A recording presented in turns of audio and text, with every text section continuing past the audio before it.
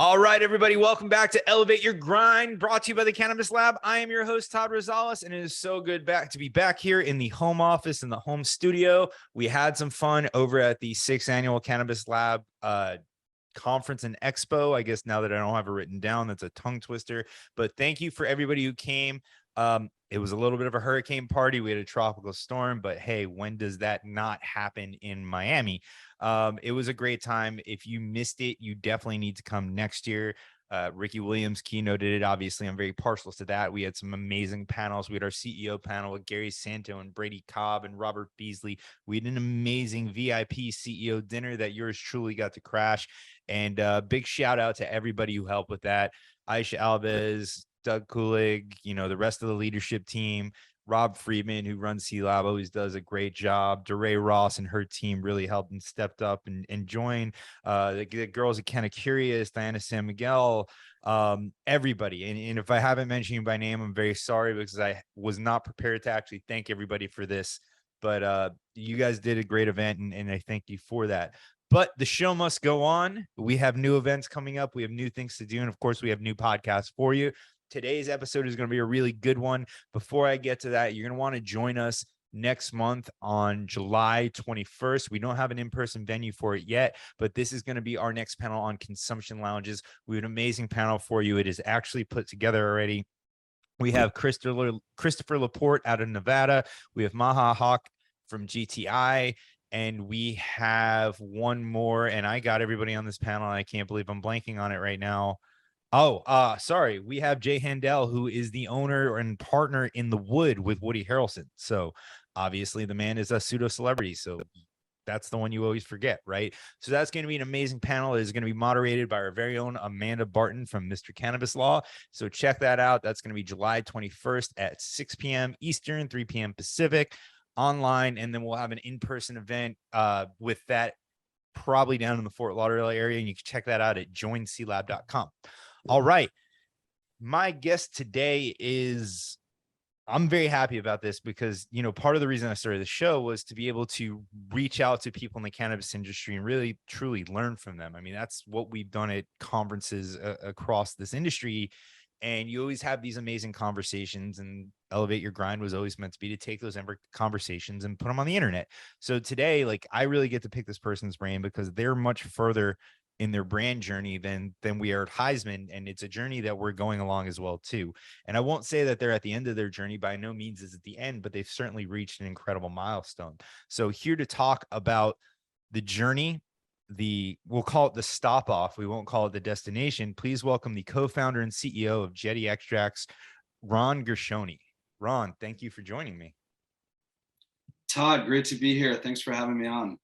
Absolutely, man. Dude, it is an honor to have you on because, it's funny. I look at the cannabis space and I probably talk a little bit more trash about brands than I can because I feel like a lot of people are lazy in this industry when it comes to building a brand.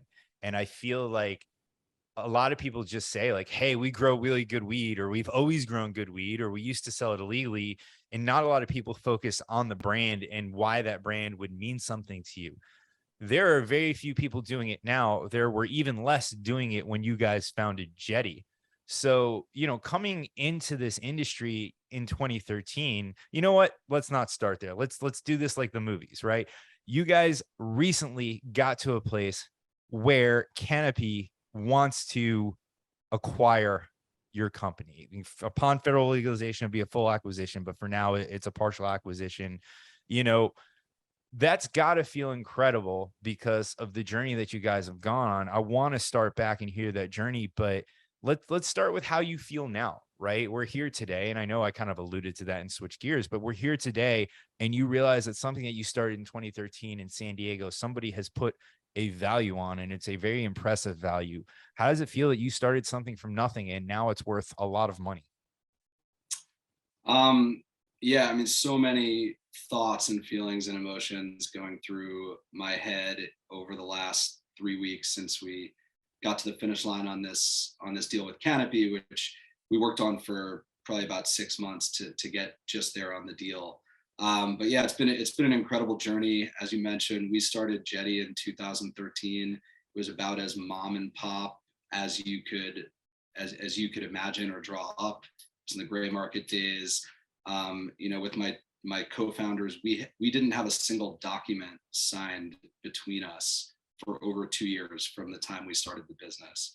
So, to go from there to where we are now, where we have one of the biggest players in the planet in cannabis that's looked at pretty much every business in California, to evaluate and see what makes sense for them to bet on, as a winning team, as a winning brand.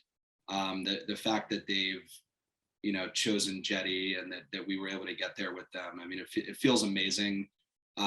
So we're just super pumped right now. And as you said, it's by no means, as long as we've been doing this, and it feels like it's been it's a grind in a different way. It really has been. It's just such a tough market. California is really, really challenging for so many reasons. And it's littered with just companies that couldn't figure out a way through because of just the amount of challenges that are out there. So to be sitting here and knowing that like we are going to be continuing to work on Jetty and grow it and bring our products to more people. It's just super exciting time for myself and my whole team. That's awesome, man. And it's funny because so somehow, and this last C-Lab conference, they had me moderate the Selling Your Cannabis panel. And I wish we had gotten introduced before this, because you would have been a great addition to that. Because the one common thread that everybody had on the stage was, this isn't like most of their industries where, at some point you get an exit, you get a check, and then you get either an earn out and you buy a private island somewhere, right? It's not tech. Like Yahoo's just not taking your assets and integrating it into their website. When you get an exit or quote unquote acquired in this industry, you guys did great because there's cash in the deal, but there is also a lot of stock in that deal too, where it's almost like you're making a bet on the company you're doing the deal with. Like, we believe that not only can our company add value to your business because we want that stock price to go up and we can help grow and scale you, but we also believe that you're financially healthy enough, you're making enough smart business decisions that are what we receive from you is actually going to be worth something. So, I feel like for it's different because now you almost have to look at a deal with someone, not as an exit and a way out and a way to cash out on what you've done, but really, whose truck do I want to hitch my trailer to for the rest of this journey? Yeah, I'm sure that was an interesting panel. And, at this point, I feel like I could be part of it now that we're here. We talk to everyone. We talk to, MSOs, venture capitalists. It was clear that having capital and resources was going to be required for Jetty to hit this next phase. And we just kind of really hit it off with, am I losing you with connection or? No, I got you here. You did froze I for a little bit. Oh, you got me. Okay. Okay. So, we just hit it off with the guys at Canopy. They just have a really similar vision of the future, which is that brands, kind of what you alluded to in the early part of this talk, are going to be really valuable, really scalable, and a really influential part of the industry as a whole. And that's the bet we made in 2013. I think that, the middle part of the market where we are has got a lot less attention over the last decade than cultivation and retail. But, I expect that brands are going to be what people are talking about and where that affinity for cannabis lies as we go forward. Mm-hmm.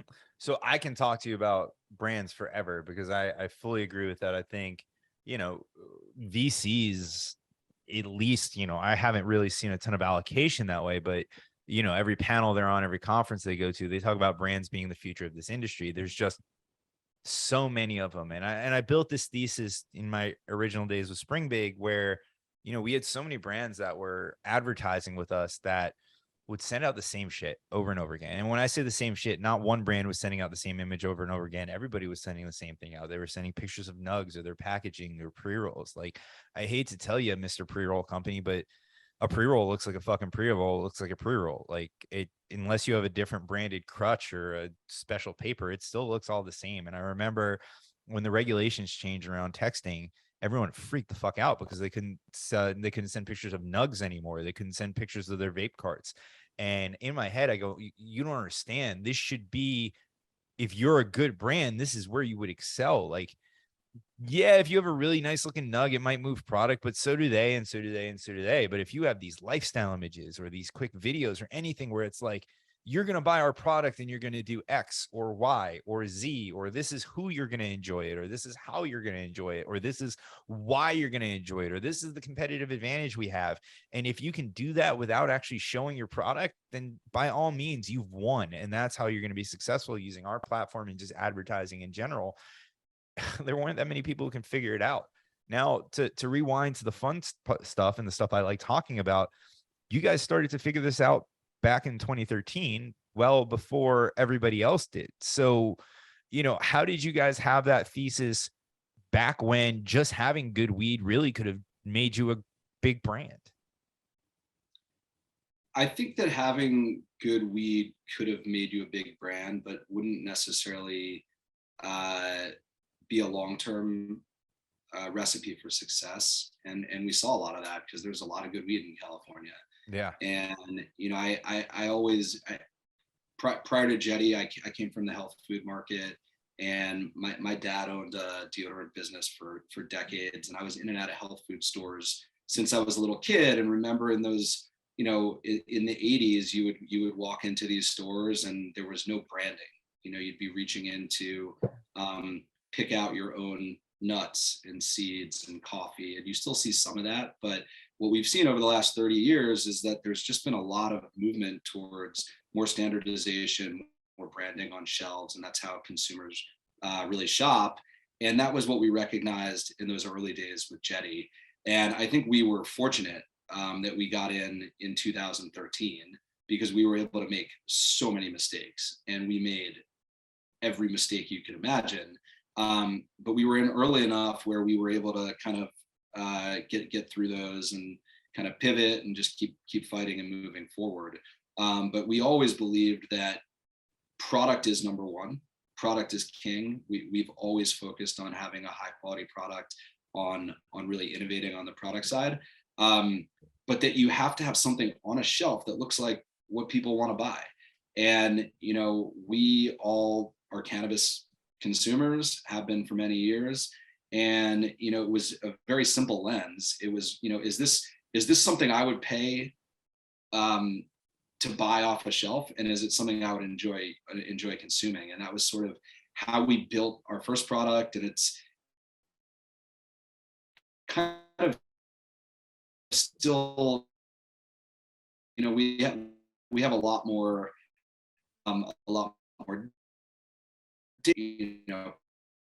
process around it, but really at the core of it is look great, and that's, and we're still in early days, and there are so many brands, as you mentioned, but I think that there are not that many brands that have really achieved that mix. And I feel like we have through this process, we've done a pretty good job of getting the brand to like really have a connection with consumers that is causing them to rebuy it and causing stores to want to stock it. And that's kind of the goal for where you want the brand to start, to then be able to bring it into other markets and launch new products with it.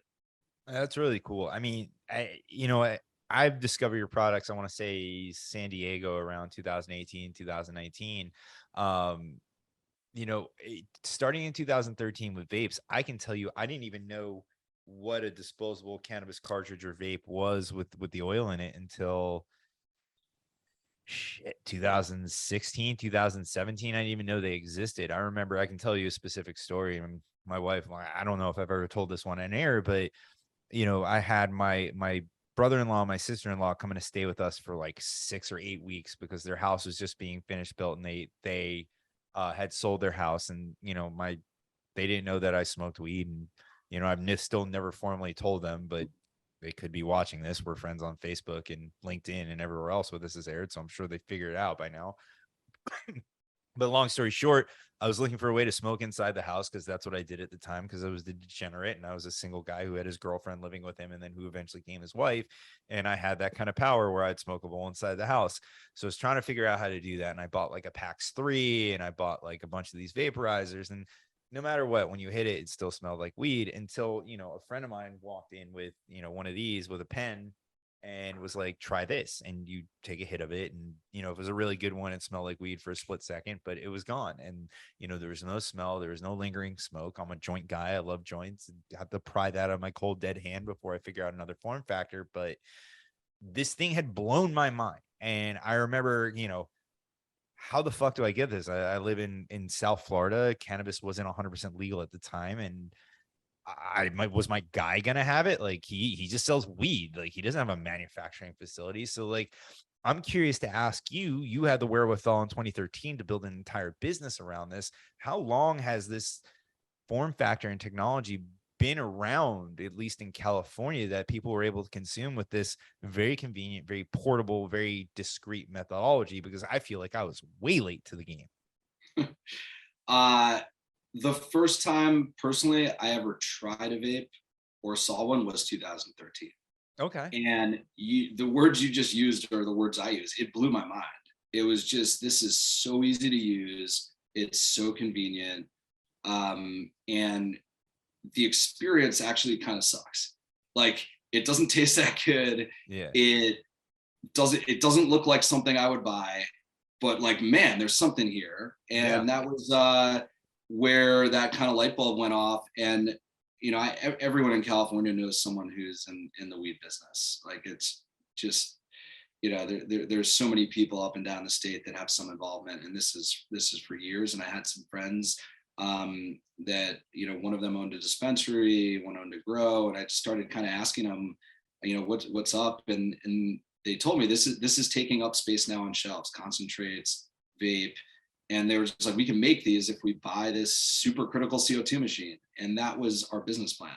I mean, it was literally that. Like, I bought one of these machines, we put it in a garage, we started, trying to do extractions and, make vape oil, make vape pens. We were dealing with trying to figure out the right hardware and the right viscosity for the oil. And, everything was trial and error. There was no blueprint.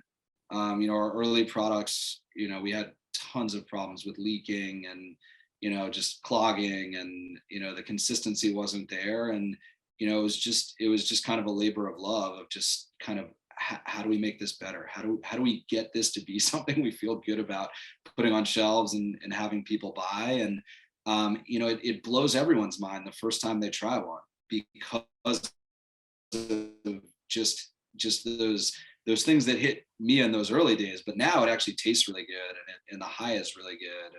And so it's a great experience start to finish. And like I still like other forms of flower and joints, but the vape side is just it's a big part of the market because of just how convenient it is overall. 1,000%. So like, I mean, I have a love-hate relationship with these things, because some of them are really good and some of them work really well. A lot of them don't. It depends on what the input is. But, to me, it still hasn't replicated the full effect of flower. It's gotten really good, but I also can't fight the fact that this is mainstreaming cannabis. And when I say that in a social way, right? Like, it's very easy to bring a pen with you when you go out with friends, or if you're going to a party, or if you're going to a comedy club or a night out at dinner and stuff. It's so much easier than doing that, and so much more convenient, and so much less bothersome to everybody else, that pens are like as acceptable as anything now, right? But if you still smoke a joint, you're a dirty weed smoker. So I've realized how mainstream it helps and how important it is to our industry, because like, I use them all the time. Like I said, I would prefer to smoke a joint, but when I'm going out to dinner with my wife who doesn't consume, and then we're going to the comedy club after, like, listen, weed and comedy go hand in hand to me. So I bring vapes, right? Because you can consume that. I can consume it on the walk from dinner to the comedy club. You're not supposed to consume it in the club, but I do, and even like candidly taking my kids to Disney this weekend. I will have come from Disney by the time this airs, but and luckily the show's not big enough that Disney will see this and put me in just Disney jail. But like, I will load up on the vaporizer. Like at Hall of Flowers, I had a specific mission: get some vapes that are really freaking good, because you're going to Disney in like 4 or 5 weeks and you need to make sure that you have a really good one. And I'll have a vape in my pocket, and bathrooms at Disney or where it happens. And, but that's how it works, because we are still cannabis consumers. It's still technically Schedule 1. I feel like from a product standpoint, nothing has done more for the mainstreaming and the positive stigma of cannabis than the vape cartridge. And I think you would probably agree with it, considering you bet your whole business around it. Yeah, I think there's great time to consume pre-rolls, to consume vape, to consume edibles. One of the beauties of where the industry's gone is there's a lot of different formats, and people use them for different reasons and at different times. So I certainly do. I think have you tried our solventless vape? I believe I have. I think I have. I think when I interviewed Mike McDonald, I think we shared one. It was, yeah. Okay. You guys have a good product. I've definitely had plenty of Jetty ones. I just don't remember specifically which. Okay, our solventless has been winning a lot of awards, and it's just when you mentioned the effect not getting you to where that's always been kind of. Oh, like, no, I have. Okay, now I know what you're talking about. I haven't had it, and I know there aren't too many people that are in that actually have that in the market. So no, I need to try that. Yeah, that's always been kind of the holy grail of vape is, flower smokers are like, it just doesn't get me the same high, dab. So this is, you guys, how do you guys do that? Is that the ice water extraction? It is, yeah. It starts with an ice water extraction, and then we just continue to add some different heat and pressure to remove compounds, and that's exactly what goes into the vape. But it's an amazing experience. I mean, it's been as a category in California, it's just skyrocketing. Jetty's out in front on that. And we're expecting to bring that hopefully to Florida to you soon enough. But for now we're just in California, but looking at trying to get that out. So if you come to Disneyland, you can pick some up. Are you guys with one of the stores in Disneyland, half California? I'm like, wait a second, are you with a Florida store? I'm going there. I'll drive over. No, dude, the solvent ones, like those are the ones that I was saying those actually smell like weed when you hit them, because they're amazing. They are. And I definitely need to listen. I go out to California probably a couple times a month. I definitely need to pick some of those up, because that to me is the closest that we've ever come to flower in that pen form. And those are incredible. So when I told you my mission at Hall of Flowers, besides do really well for Heisman, open up new doors, meet new partners, was get solventless vapes, because those are the best. But I think you froze on me right here. Yeah, I'm back with you. Sorry. There you go. No worries. This is the technology fun of doing these. But so let's run that back. So you discovered I want to get to the solvents, because you guys have been doing this since 2013. It's 2022. 9 years to go from whatever we would call these early vape cartridges that had leaks and they were very viscous and everything else, to a form factor that is a near damn close representation of flower. How do you guys do that? Was it just a constant need for improvement? Did the market push you guys, or was this always a goal of yours? Is this just constantly, like, you look at it and just, this needs to be better, this needs to be better, this needs to be better? And like, I'll be honest, like I'm definitely not educated enough on when these extraction methodologies had started to exist and or become mainstream to understand, like, did you guys pioneer some of this? Did the market catch up? Like, how do you even get to the point where someone looks at a cannabis plant and says, bet you if you soak that thing in water and then you squeeze the shit out of it, we can get some really good oil to put in these vapes? Like, how does one even look at a plant and think that? So, it's kind of a hodgepodge of everything you just ran through. Ice water extraction's been around for, hundreds, if not thousands of years.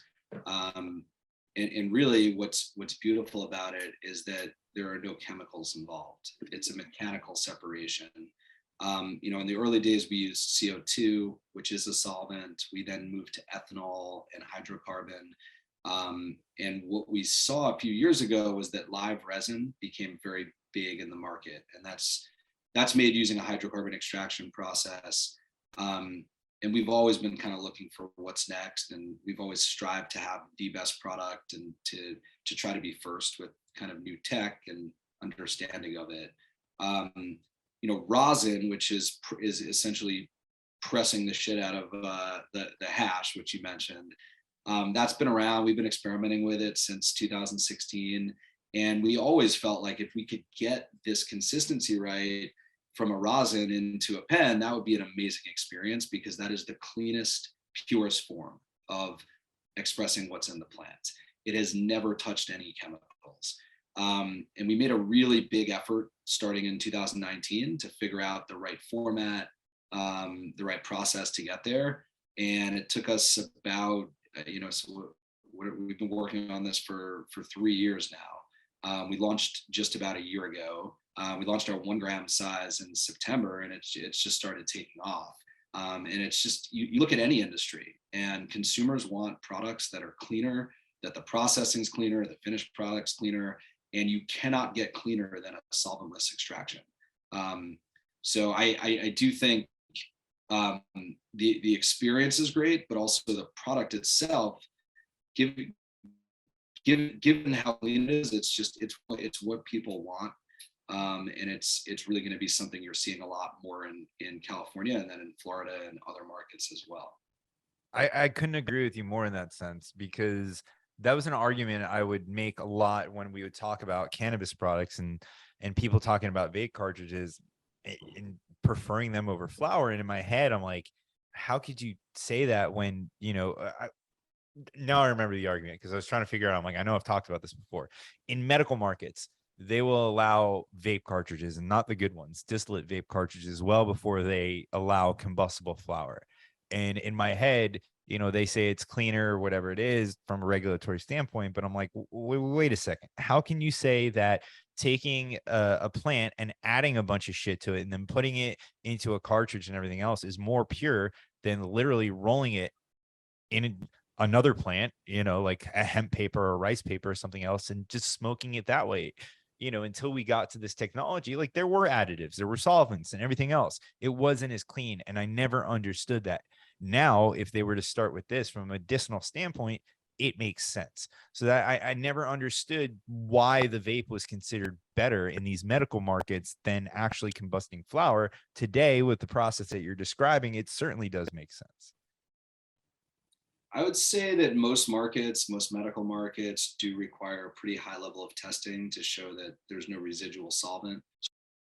There's no solvent remaining in the product. So most of those products get through a licensed retailer, which is what I would recommend to anyone who's listening. That it's been through some rigorous testing. But without a doubt, solventless is the cleanest possible way to do an extraction. And I think that, we're seeing tremendous growth in the category, and that is going to be something that we see over the next several years. Very cool. When you guys are looking at inputs, right? Like, is there, when you're evaluating what cannabis you want to put into your vapes, and I don't know if you guys have a cultivation or not, I imagine that, you would source that.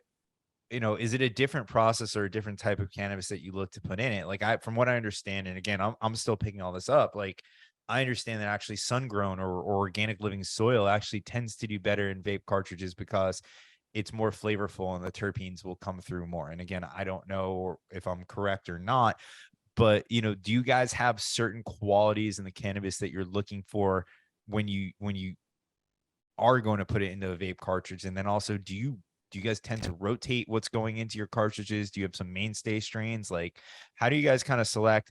Because now you have this great technology and process and you have this great product, but people still have preferences on what they like to smoke. How do you select what the inputs are that will go into these vape cartridges? So the products we're making, everything that's in that vape cartridge is what was in that flower. So you have to start with a very high quality flower. The way we're making it now, everything is frozen within 1 hour post-harvest, and it stays frozen right up until we do the extraction. So we're very selective about which strains and the quality of that fresh frozen flower that we're running through our extraction, because you cannot make a great product from a poor starting material. Pretty much everything we do is outdoor. You mentioned sun grown. I'm not going to say it's better or worse, but we've been doing outdoor since we started. We think the sun is great, and great for growing everything in California, including cannabis. We have some really, really high quality growers that we work with throughout the state that are all sun grown, and that's what we're running.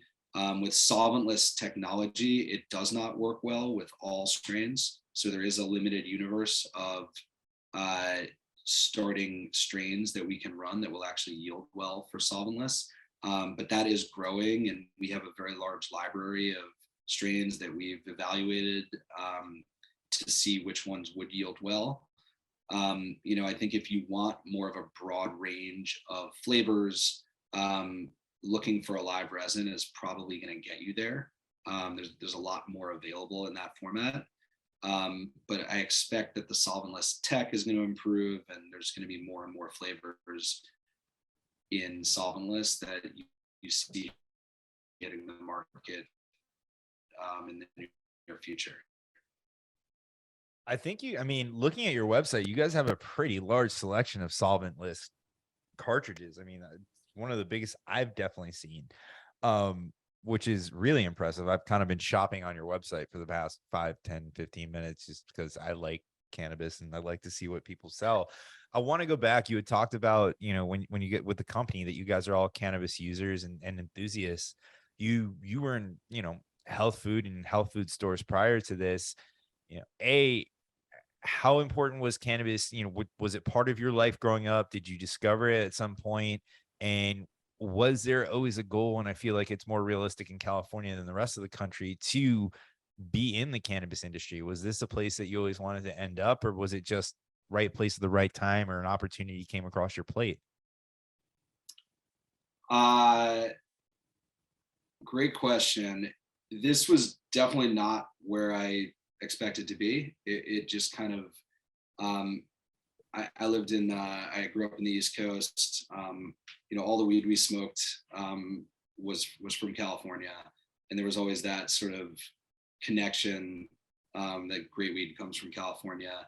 Once I got married, I moved to San Diego, and I've been a recreational consumer for 20 some years. So it's been a part of my life for all that time.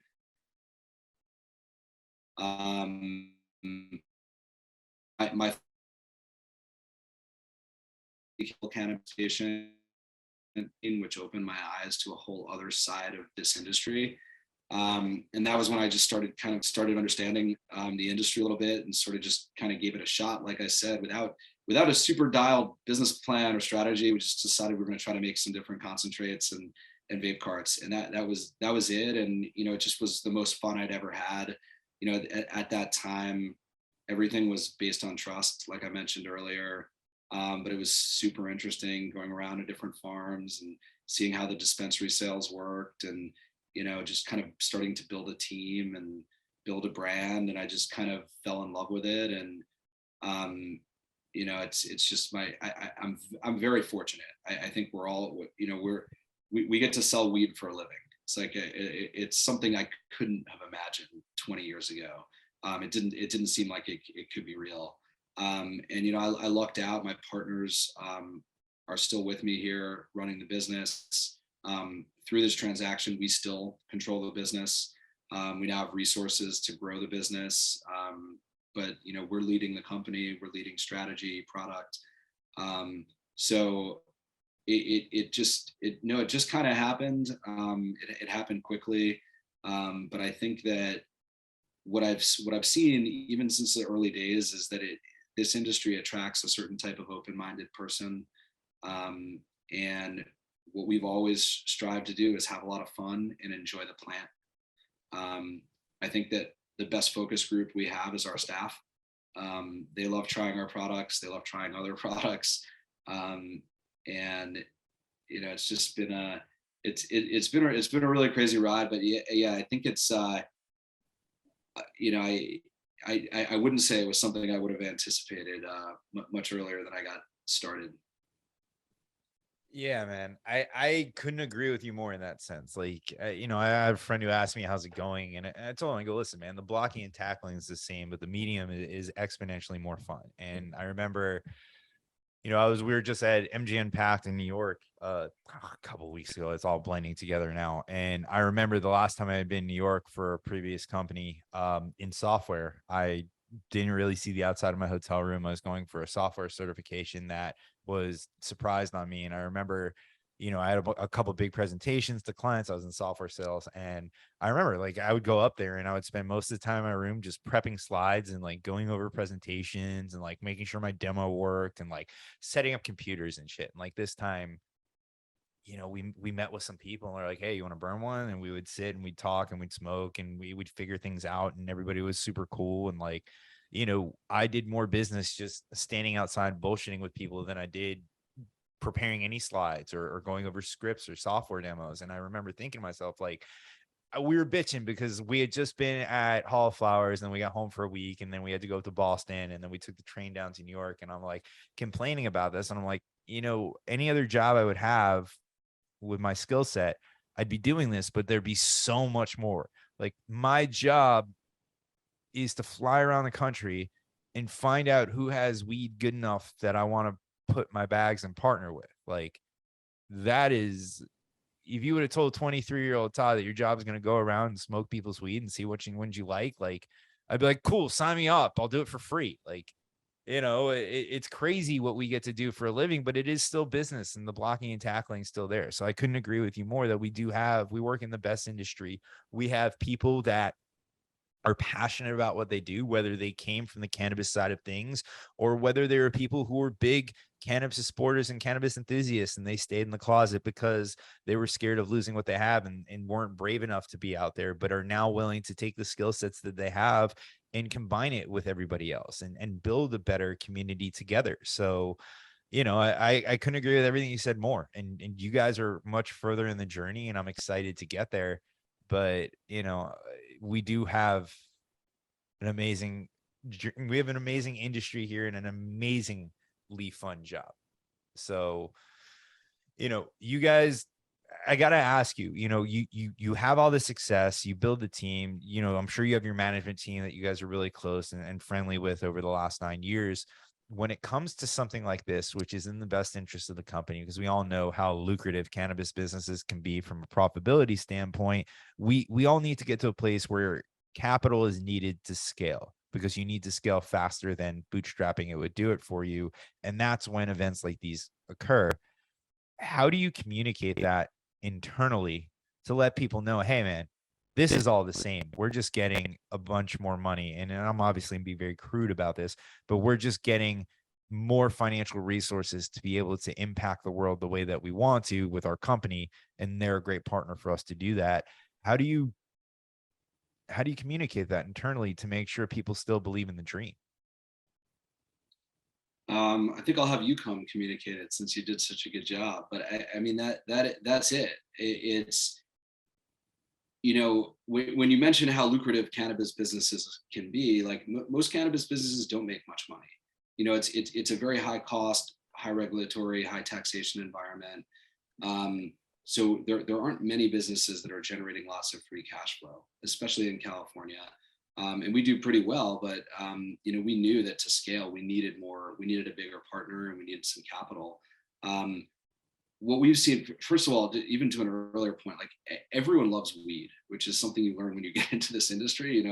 It's kind of this taboo thing and it's been illegal for so long and you just don't know, but everyone loves weed. And we've attracted an amazing team. We're where we are because of the work that the team has put in, and they all want to see Jetty products in your hands in Florida legally. And I want my parents to be able to buy my products in Florida, my friends in New Jersey where I grew up. We make Same. we make really, really great products, and this is the only way we're going to be able to get them into more markets and into more consumers' hands. And that's our main goal. And so everyone on the team understands that, we have the same operational team. We just have more resources to grow. And everyone understands now that there is truly a way to build a career in cannabis. It's not just a hobby. This is a massive growth industry. More states continue to legalize. At some point, the feds will figure this out and legalize it. And so if you're getting in now, you're going to learn a lot. You're going to be very knowledgeable about whatever particular role you have. And, for the next 5, 10, 20, 30 years, there's going to be a lot of opportunities for anyone who's working in cannabis to grow their career and, work in different parts of the industry. So this is a great opportunity for my team, for my staff, for myself to grow our careers, and everyone's excited about it. So I think it was actually a pretty easy conversation with the team, and morale is really strong given how much we did vet different opportunities for partners and what this means for the brand and the business. Yeah, I couldn't imagine what that day is like, but it's got to be both kind of like exciting and scary at the same time, man. And not to blow too much smoke up your butt, but like, you are a shining example of a career in cannabis and what you guys have built at Jetty, the whole team, but I'll give you the praise considering you're the one that's on the show right now. Like, we are very, very early in what this industry can be. And we talk about profitability, and that's really because we have so many weights on us as companies between taxes and regulations and all this stuff, and, price crunching and competing with illegal markets and things like that. That's why it's not that they're not good businesses. They're great businesses. It's just everybody's got their hand in the pie at some point, whether it's the government or anybody else, right?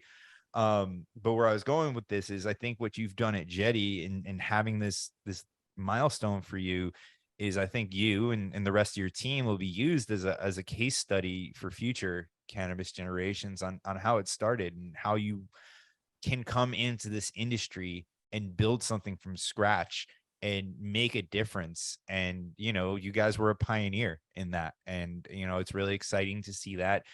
And I think there are a lot of companies like that people may like or they may hate on. But at the end of the day, when you look at them from a business standpoint, like, they did it. They did what we all want to do. I'll bring one up right now. Lowell. Like, Lowell got hated on a lot, especially true like cannabis connoisseurs. They fucking hate Lowell. But at the end of the day, they did a really good job building a company on an awesome piece of packaging, right? I think you guys I don't want to say you're in that category as far as how they built their business, but as far as building a really good brand with a branding story around something that essentially will be commoditized, because that's what branding is. I think you guys will be a case study going forward of how cannabis brands build for the remainder of time, and how entrepreneurs, like, this is your industry. If you are passionate for the plant, whether you come from the plant side or not, like, this is your industry, and this is where you can make a name for yourself, and I think you said it great. Yeah, man, I super appreciate hearing all that. I think we've always focused on treating people well that work at the company. And that is our most important asset, is our people. And I think we do our best to make sure everyone's happy with the job. Like, that's just so it's a hard job. People, it's 2022. There's been a lot of stress the last few years with the pandemic, with war. There's just so many things going on, and we're putting out a product that is helping people cope with, the trials and tribulations of getting through the day. And the team itself is putting in a lot of hours. They're working hard. So just kind of keeping everyone motivated, keeping everyone happy, allows us to kind of stay as a cohesive unit. And that's it's a hard thing to do, but we're really excited about where we are. And like, as you've been saying since the beginning, this is it seems like we've been doing this so long. We're coming up on 9 years, but it's still in a lot of ways the first inning. It, it, And there's just so much that we're going to see happen over the next years, decades in this space. it sounds so cliche, but like it's the easiest and hardest job in the world. It seems like time flies, but yet it's standing still. Like it's weird. This industry really has that effect on you. Like I did talk about how fun our job is, but it's also really freaking hard because there is no blueprint. No one's really done it before. Like you guys have laid for one of the first blueprints, right?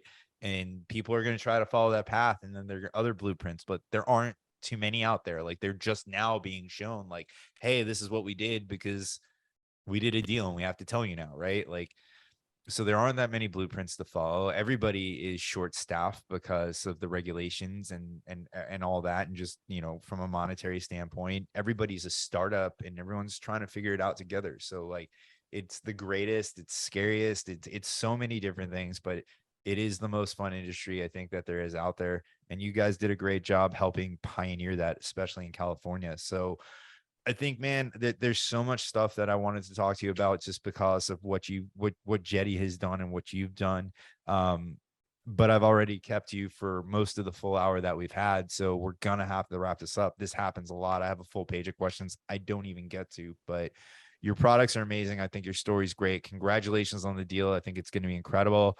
You know, is there anything that you're able to share with us that we should look to forward to in the future? I mean, obviously getting Jetty as a national brand is a really cool one. You know, are there any states that you can allude to, or anything future looking you can leave us to, but won't get you in trouble? So yeah, I mean, I love what I do and echo your sentiment that this is the greatest industry. It's so much fun. We are, you know, we're actively talking to Canopy about bringing Jetty products to Canada. We're hoping to get that going later this year. The markets I'm most interested in that we're really looking at the heaviest are New York and New Jersey.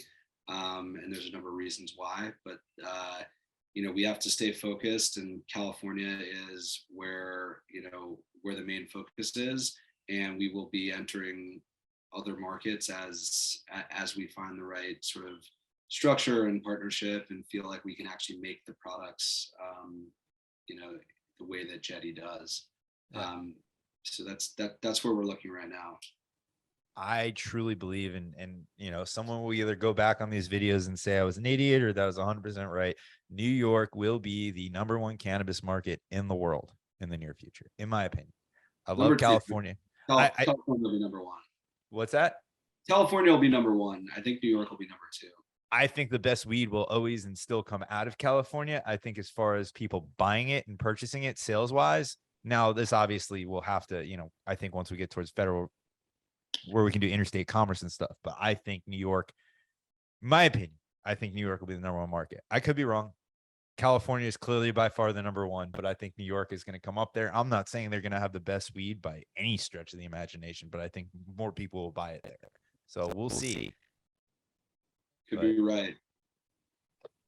Yeah, I mean, let's be honest. Once we have interstate commerce, I'm scared to see what happens because California weed is going to take over most places, and I think you're only going to have some really craft. I mean, maybe I don't know. It could be good, could be bad, but I think we'll see a lot of craft growers in other states. But I think the majority of the cannabis will come out of California. So, you know, I'm not going to argue with you on that. I mean, we both said it was the best already. So, Ron, before I let you go, anything you want to promote, you know, the website, where you can find Jetty products, social media, any of that stuff? Super easy. We're jettyextracts.com. Our Instagram handles at Jetty Extracts. That's where you can find information about us. We're sold in hundreds and hundreds of stores throughout California, and over the coming years, I would say, in other markets. But right now, if you want to try Jetty, you got to come to California.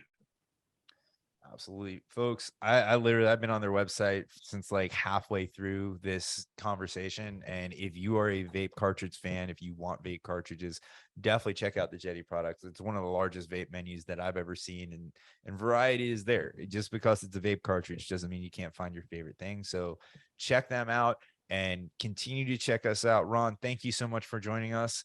And thank you to everybody at home for watching. This has been another episode of Elevate Your Grind. Remember, go to joinclab.com. You can find us on July 21st on our consumption panel, our consumption lounge panel. We will be back to you next week with another new guest. This has been an episode of Elevate Your Grind.